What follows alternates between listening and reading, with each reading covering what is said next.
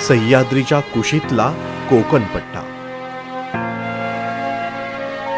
जिथे देशप्रेमाचे बाळकडू घराघरातून दिलं जातं। घराघरात जिजाऊ असतील तर शिवरायांसारखे पुत्र तयार होणारच।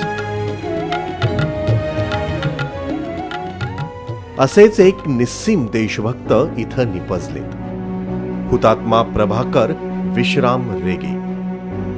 देशाचं स्वातंत्र्य हा एकच ध्यास असणारा हा तरुण क्रांतिकारक प्रभाकर रेगे मुंबई इथल्या विल्सन कॉलेजमध्ये शिकत असताना रवींद्रनाथ टागोर यांची पुण्यतिथी साजरी करण्याचा निर्णय घेतला।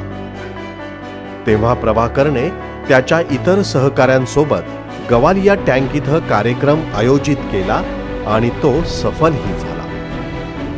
याच जागी भारतीय काँग्रेसचे अधिवेशन भरले। तेव्हा गांधीजींनी भारत छोडोचा नारा दिला आणि कित्येक तरुणाला गावोगावी जाऊन ब्रिटिशांविरुद्ध मोहीम राबवण्याचा संदेश दिला।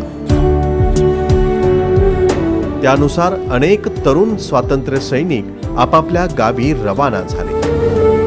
असहकार आंदोलनादरम्यान ब्रिटिशांच्या शाळांवरही बहिष्कार टाकण्याचा निर्णय घेण्यात आला। शाळेच्या गेट बाहेर वंदे मातरमचा जयघोष करण्यात आला।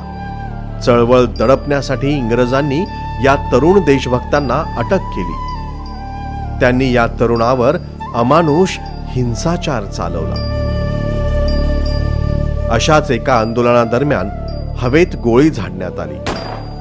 मात्र चिडलेल्या अधिकाऱ्यांनी आंदोलकांवर समोरून गोळीबार केला आणि दुर्दैवानं प्रभाकर रेगे यांच्या छातीत गोळ्या लागल्या आणि त्यांना हौतात्म्य प्राप्त झालं। महात्मा गांधींनी 1943ला जेव्हा भारत छोडो अभियान राबवलं, त्यामध्ये उत्स्फूर्तपणे ज्याने मालवणातून जाऊन ब्रिटिशांच्या विरोधात चले जाव अशी चळवळ उभारून जो लढा दिला आणि त्यामध्ये त्याने हौतात्म्य स्वीकारलं।